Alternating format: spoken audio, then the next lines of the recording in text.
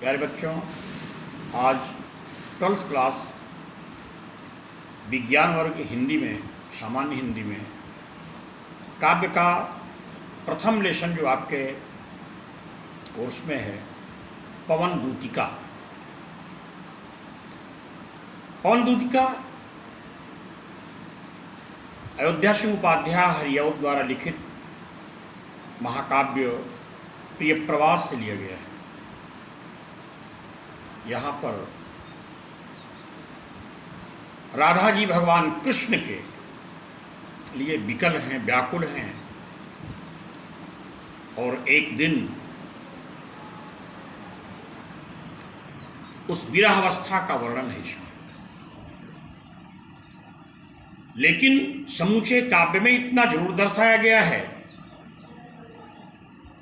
भगवान कृष्ण के लिए, भगवान कृष्ण के वियोग में विरह से व्यथित राधा जी लोक मंगल की भावना को नहीं भूलती है। हमारे भारतीय साहित्य में जो भी काव्य रचना हुई है, लोक कल्याण के लिए हुई है, स्वार्थपरता के लिए नहीं।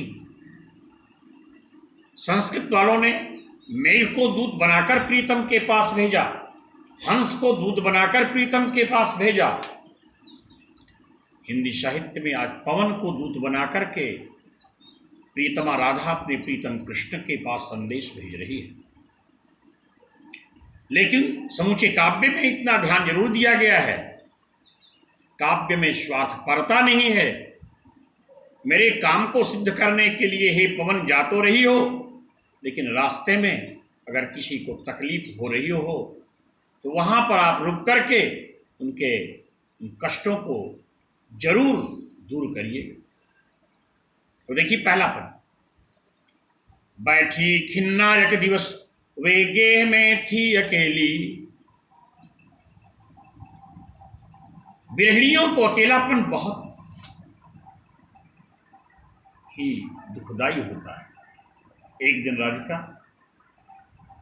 अकेले अपने महल में बैठी हुई थी, बैठी खिन्ना, खिन्न थी, दुखी थी।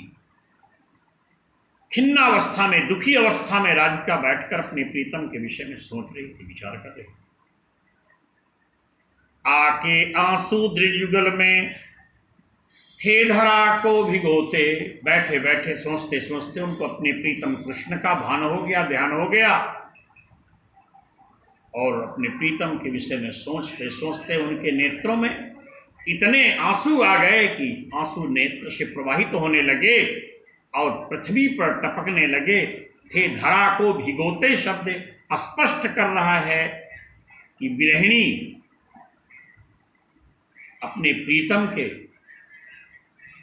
ध्यान करते करते इतना विकल हो गई, व्याकुल हो गई, उनके नेत्रों से इतने आंसू गिरे कि धरती गीली हो गई। आई धीरे इस सदन में पुष्प सदगंध कोले।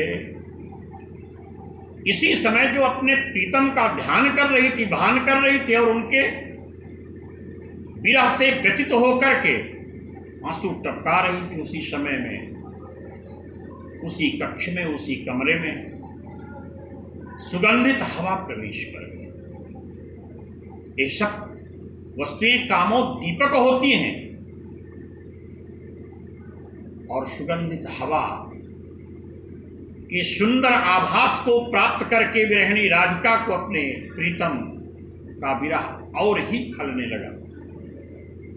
प्रातः वाली सुपवन इसी काल वातायनों से, वातायन माने गवाक्ष, खिड़की, उसी समय जिस समय बैठ करके अपने कक्ष में राधिका अपनी प्रीतम कृष्ण के विषय में सोच रही थी, उसी समय प्रातः काल सुंदर शीतल मंद सुगंधित प्रवाहित होने वाले पवन खिड़की के मार्ग से, वातायन से, गवाक्ष मार्ग से उसके कक्ष में प्रवेश किया। संतापों को विपुल बढ़ता देख के दुखिता हो। प्रातःकालीन वो सुखद पवन विरहिणी के लिए दुखद हो गई, और उसका संताप, उसका क्लेश, उसका कष्ट और बढ़ने लगा। बढ़ते हुए संताप को देख करके ओ राधा, धीरे बोली सदुख उससे श्रीमती राधिकायों। यहां पर मानवीकरण भी है।